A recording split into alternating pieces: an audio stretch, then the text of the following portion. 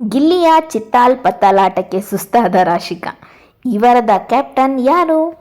Big boss ಮನೆಯಲ್ಲಿ captain ಪಟ್ಟಕ್ಕಾಗಿ Suraj, ಕಾವ್ಯ ಮತ್ತು ರಘು ಗಿಲ್ಲಿ ನಡುವೆ ತೀವ್ರ ಪೈಪೋಟಿ ನಡೀತಾ ಇದೆ. ಬಕೆಟ್ ಹಿಡಿದು ವಸ್ತುಗಳನ್ನು ಸಂಗ್ರಹಿಸುವ ಆಟದಲ್ಲಿ ವೈಪರ್ ತರುವ ವಿಚಾರದಲ್ಲಿ ದೊಡ್ಡ ಜಗಳವೇ ಶುರುವಾಗಿದೆ.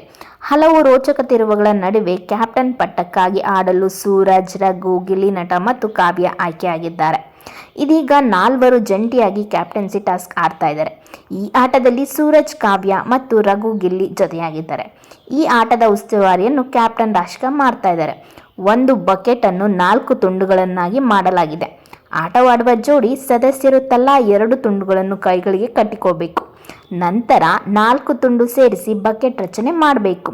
ಆ ಬಳಿಕ ಬಿಗ್ ಬಾಸ್ ಸೂಚಿಸುವ ವಸ್ತುಗಳನ್ನು ಬಕೆಟ್ನಲ್ಲಿಯೇ ತಂದು ತಮಗೆ ಮೀಸಲಿರುವ ಸ್ಥಳದಲ್ಲಿ ಹಾಕಬೇಕು. ಕಿಚನ್ನಲ್ಲಿರುವ ವೈಪರ್ ತೆಗೆದುಕೊಂಡು ಬರುವಂತೆ ಬಿಗ್ ಬಾಸ್ ಸೂಚನೆ ನೀಡ್ತಾರೆ.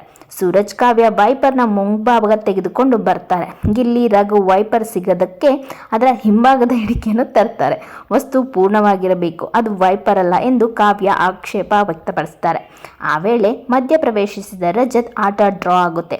ಇಬ್ಬರ ಬಳಿಯಲ್ಲಿಯೂ ಪೂರ್ಣವಾದ ವೈಪರ್ ಇಲ್ಲ ಎಂದು ರಾಶಿಕಾಗೆ ಹೇಳ್ತಾರೆ.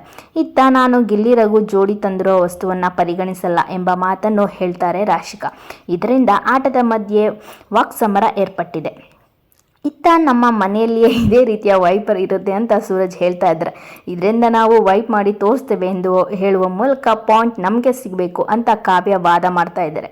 ಇತ್ತ ಗಿಲ್ಲಿ ಹಿಡಿಕೆ ಹಿಡ್ಕೊಂಡು ವೈಪ್ ಮಾಡುತ್ತೇನೆ ಎಂದು ತೋರಿಸ್ತಿದ್ದಾರೆ. ಈ ಜಗಳದಲ್ಲಿ ರಾಶಿಕಾ ಅಕ್ಷರಶಃ ಟೆನ್ಷನ್ಗೆ ಒಳಗಾಗಿದ್ದಾರೆ. ನಿನ್ನೆ ಸಂಚಿಕೆಯಲ್ಲಿಯೂ ಗಿಲ್ಲಿ ವಿರುದ್ಧ ರಾಶಿಕಾ ತೀವ್ರ ಅಸಮಾಧಾನ ಹೊರಹಾಕಿದ್ದರು. ಇವತ್ತಿನ ಟಾಸ್ಕಲ್ಲಿ ಕ್ಯಾಪ್ಟನ್ ಯಾರಾಗ್ತಾರೆ? ಗಿಲ್ಲಿ ಮತ್ತು ರಘು, ಸೂರಜ್ ಮತ್ತು ಕಾವ್ಯ ನಡುವೆ ಒಂದು ಗೇಮ್ ಇಟ್ಟು ಅದರಲ್ಲಿ ವಿನ್ ಆಗೋರಿಗೆ ಮತ್ತೆ ಇನ್ನೊಂದು ಗೇಮ್ ಇಡ್ತಾರೆ. ಅದರಲ್ಲಿ ಫೈನಲ್ ವಿನ್ ಆಗೋರು ಈ ವಾರದ ಕ್ಯಾಪ್ಟನ್ ಆಗ್ತಾರೆ.